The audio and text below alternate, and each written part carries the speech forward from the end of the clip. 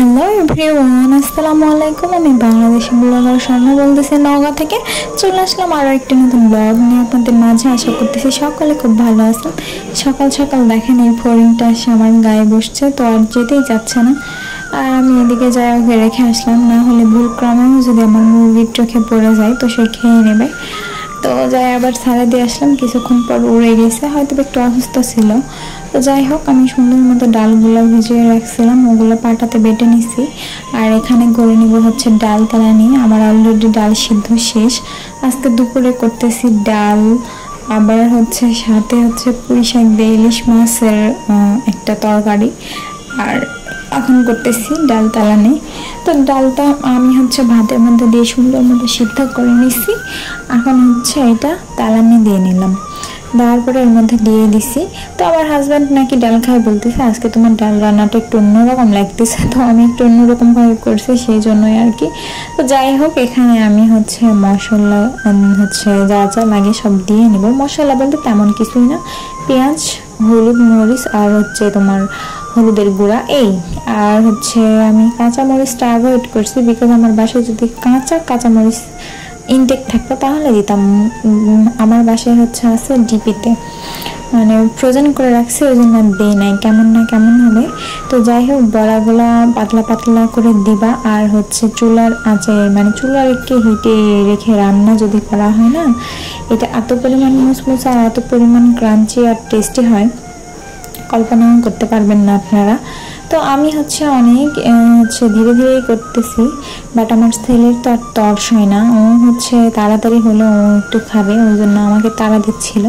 আর এখানে পেঁয়াজ দিচ্ছি, আর হচ্ছে ফ্রোজেন করে রাখা কাঁচামরিচ 8-9 পিস দিয়ে দিচ্ছি, সাথে একটু লবণও দিয়ে দিলাম।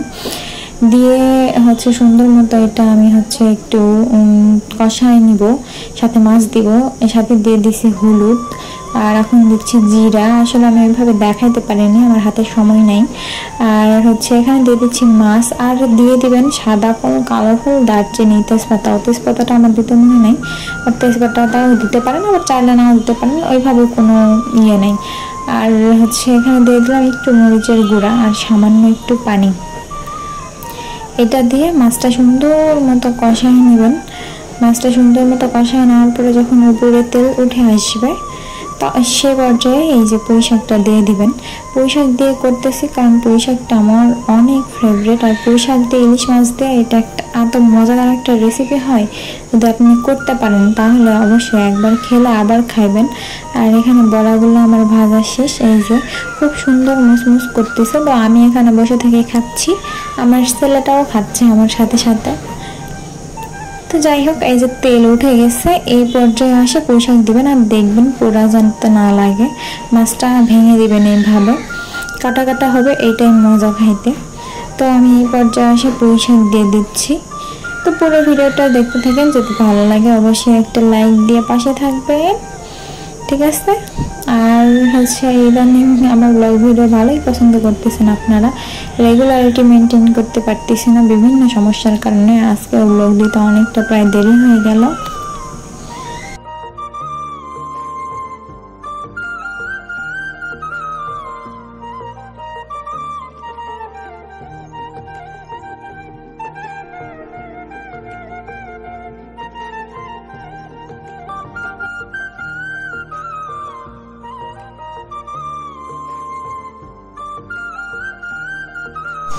আর এই যে লাস্ট ফিনিশিং, বড়া, ভাজি আর ডাল নিয়ে হচ্ছে বসে পড়ছে, সাথে হচ্ছে আমার হাজব্যান্ডও খাচ্ছে। তো সবাই ভালো থাকবেন, আজকের মতো এতটুকু, আল্লাহ হাফেজ।